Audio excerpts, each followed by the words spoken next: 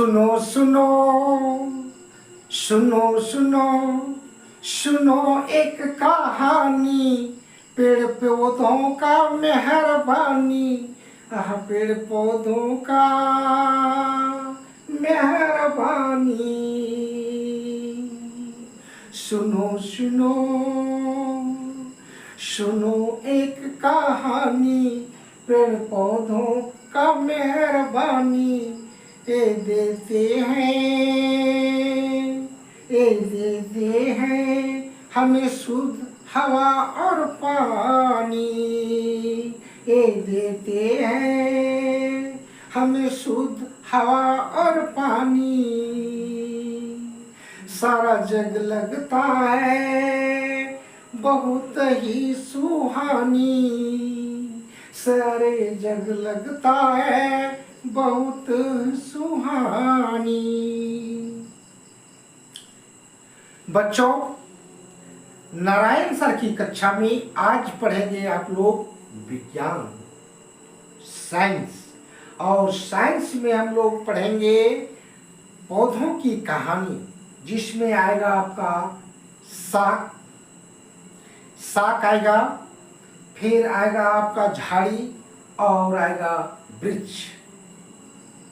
तीन चीज को हम लोग बढ़िया से पढ़ेंगे। क्या चीज पढ़ेंगे? साक, झाड़ी और वृक्ष, यानी उसको अंग्रेजी में कहते हैं हर्ब, श्रब एंड ट्री। क्या चीज कहेंगे? Herb, shrub and tree. तो बच्चों, हम लोग इस कक्षा में थोड़ा उतना डिटेल्स तो नहीं, लेकिन संक्षेप में हम लोग बहुत कुछ जानने का प्रयास करेंगे। तो सबसे पहले हम लोग चलते हैं बच्चों। हम जानते हैं हमारे घर के अगल बगल में या हम जहाँ जाते हैं वहाँ हम चारों ओर पेड़ पौधों को देखते हैं। पेड़ पौधों को देखते हैं जो एक हरियाली का प्रतीक है, और उसको देखकर हम लोग उसको वर्गीकृत खुद ही कर सकते हैं। उसका क्लासिफिकेशन हम लोग खुद कर सकते हैं। उनको हम वर्गों में खुद से बांट सकते हैं कि कौन हर्ब है, कौन श्रब है और कौन ट्री, यानी कौन साक है, कौन झाड़ी है और कौन पेड़। तो इतना जान लीजिए बच्चों, जो छोटा छोटा पौधा होता है साक में आते हैं, जिसको हर्ब कहते हैं। जो छोटे छोटे पौधे हमारे बारियों में, हमारे बागों में, हमारे खेतों में बहुत ऐसा पाया जाता है, छोटे छोटे ऊंचाई वाला पौधा, जिसको हम लोग घास भी कहते हैं, साग भी कहते हैं, साग भी रहता है उसके अंतर्गत। तो ये जो होता है बच्चों, इसका जो तना जो होता है बहुत ही मुलायम होता है। क्या होता है? मुलायम होता है। और हम इसको क्या कहते हैं, इसका ऊंचाई भी बहुत छोटा होता है। तो हम लोग इसको खुद से जान सकते हैं, जिसमें इसके अंतर्गत हमारा पालक साग भी आ जाएगा, घास भी आ जाएगा, और बहुत ही भथुआ साग भी हम लोग के बारियों में बहुत मिलता है, ऐसी हो जाएगा। फिर हल्दी भी कहिए, हल्दी में भी, उसमें भी तना जो होता है मजबूत कठोर नहीं होता है। तो ये सब हम लोग को आपका आ जाएगा साग में। अब आते हैं बच्चों, जैसे झाड़ी, जिसको श्रब के नाम से जानता है। इन पौधों को देख रहे हैं, ये झाड़ी, तो इन झाड़ियों की जो तना होता है ये कठोर होता है, लेकिन इसका जो टहनी होता है, पौधों के जड़ के जमीन से सटा हुए भाग से थोड़ी ही ऊंचाई में इसका ब्रांचेज निकलता है, यानी डालियां निकलता है। और इसकी ऊंचाई बहुत ज़्यादा नहीं होता है, कुछ हद तक छोटा छोटा रहता है। और इसी को हम लोग क्या कहेंगे? झाड़ी, जिसे इसका माने दथुरा का पेड़ हुआ, पुटूस हुआ, और बहुत से झाड़ी ऐसे अगल बगल में आपको मिलेंगे, जिसको हम लोग झाड़ी के नाम से कहते हैं। पुटूस तो अगल बगल में हम लोग को हमेशा आते जाते मिलते हैं। सिंगवार जिसको कहते हैं, और वो भी, उसको भी हम लोग कह सकते हैं झाड़ी। तो ये सब है बच्चों झाड़ी के में। क्या चीज़ देखें कि इसका जो पौधा है, इस पौधे में हमारा क्या कहते हैं, जमीन, जैसे जमीन है, ये हमारा जमीन हुआ, जमीन से इसका तना, जैसे ही इसका तना आगे जाता है तो उसको जमीन से कुछ सटे हुए भाग में छोटी डालियां फेंकना शुरू कर देता है।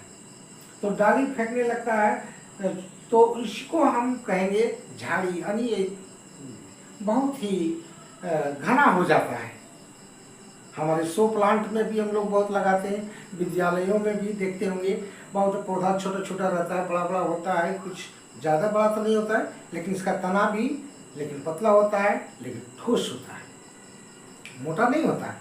इसका तना पतला होता है लेकिन ठोस होता है। तो ये है बच्चों। अब है वृक्ष। वृक्ष तो देख रहे हैं, ट्री जिसको हम लोग अंग्रेजी में कहते हैं, ये बहुत ही ऊंचा होता है, बहुत बड़ा बड़ा होता है।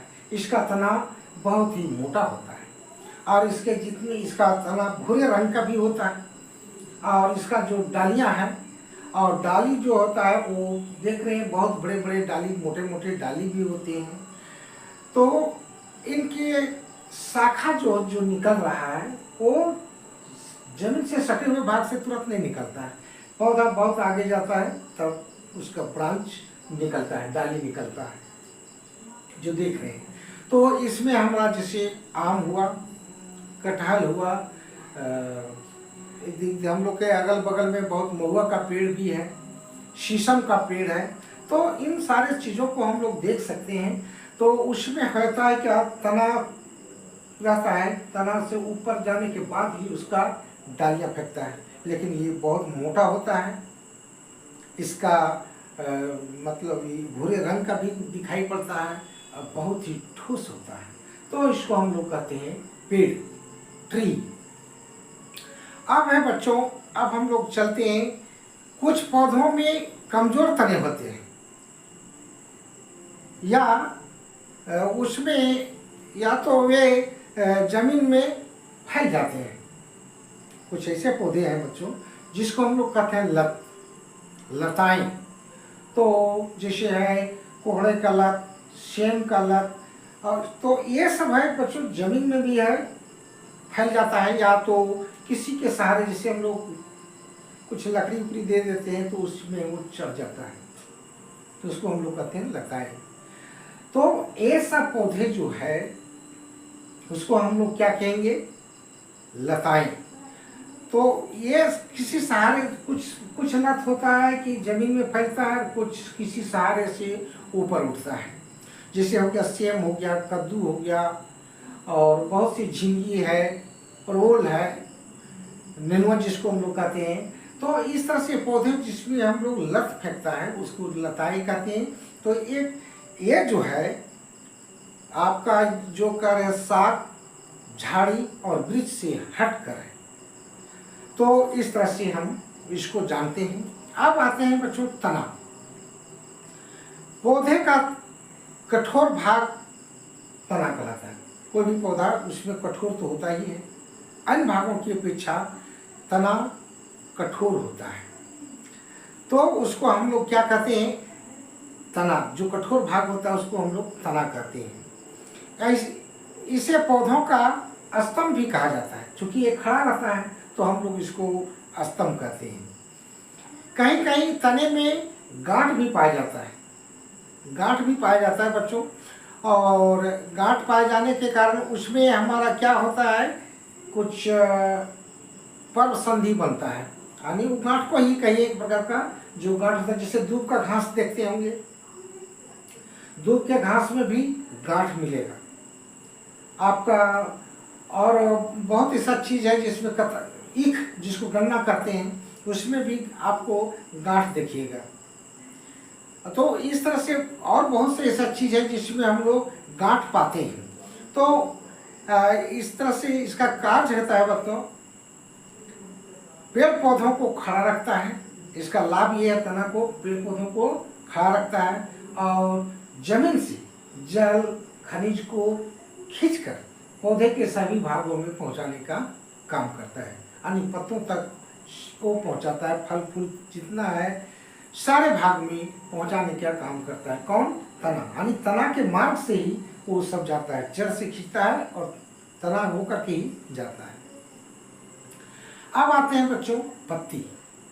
पत्ती जो है तने से जुड़ी भाग को पर्णधार कहते हैं। अब तना है, तना जैसे आप पत्ती, ये हमारा जैसे है बच्चों, ये देखिए ये पत्ती है, ये पत्ती है। तो इसमें जो है बच्चों ये तना समझिए, ये तना है आपका और ये हमारा पत्ती है। तो ये हम तना से जो जुड़ा है इसको हम पर्णधार कहेंगे।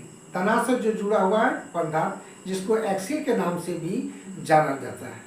पत्ती के ये चपटे भाग, ये जो देख रहे हैं पत्ती, इसका चपटा भाग, इस चपटा भाग को पर्ण फलक कहते हैं। पर्ण फलक यानी ब्लेड, पर्ण फलक ब्लेड के नाम से अंग्रेजी में ब्लेड कहते हैं। तो ये कहते हैं पत्ती में रेखीय संरचना पाया जाता है। देखिए बच्चों ये पत्ती है, पत्ती में देखिए खिंचा हुआ है, देखिए ये जो देख रहे हैं आप लोग, इसमें रेखीय संरचना, बहुत से रेखीय संरचना पाया जाता है। तो इस रेखीय संरचना को हम लोग क्या कहते हैं? सीरा कहते हैं। क्या कहते हैं? सीरा। और मध्य भाग में जो ये मोटा एक वो निकला हुआ रहता है पत्तों में, जिसे मध्य भाग में ये मोटा भाग रहता है, इसको कहते हैं मध्य सीरा। क्या कहते हैं? मध्य सीरा कहते हैं।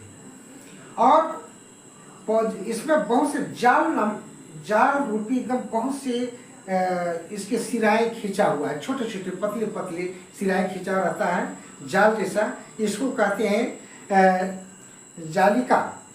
जालिका रूपी सिरा विन्यास। जालिका रूपी सिरा विन्यास हम लोग इसको कहते हैं। तो अब ये पत्ती के बारे में समझ गए बच्चों। अब पत्ती क्या करता है? अब पत्ती में कार्य ये है कि ये सबसे पहले पौधा लगा हुआ है। अब यहाँ पर जब सूर्य प्रकाश पड़ता है तो वाष्पोत्सर्जन क्रिया होता है, यानी ये वाष्पित होकर के वाष्प निकल जाता है। गर्मी के दिनों में पत्ते झुक जाते हैं, ऐसे झुक जाते हैं। क्यों? क्योंकि इसमें जल का ह्रास होता है।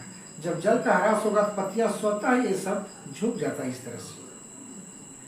तो ये वाष्पोत्सर्जन हुआ।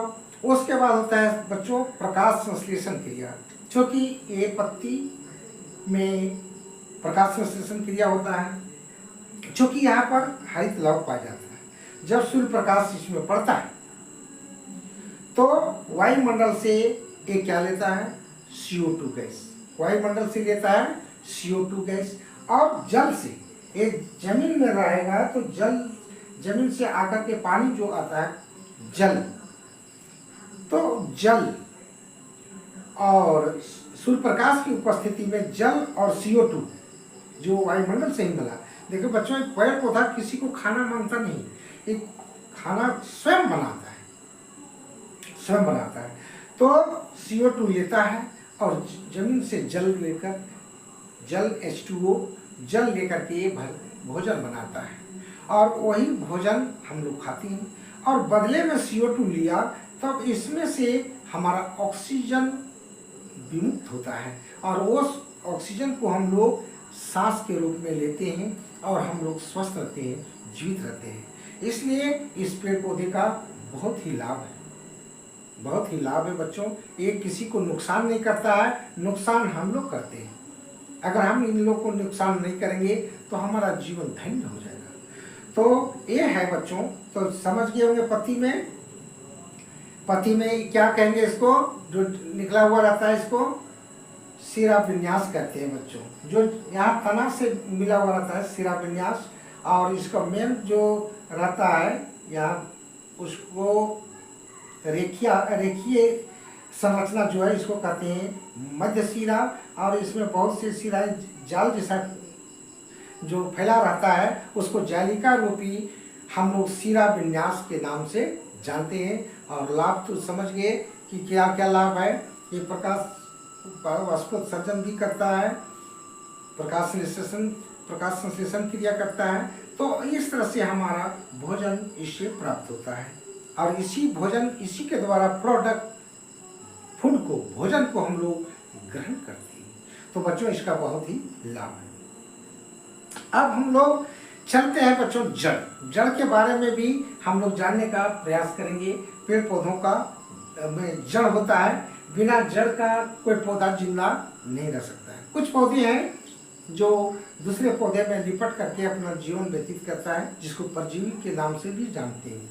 लेकिन मैक्सिमम 99% पौधे जमीन से जुड़े हुए रहते हैं और जमीन से लगाव रखते हैं, तो उसमें जड़ होता है जो जमीन के अंदर होता है।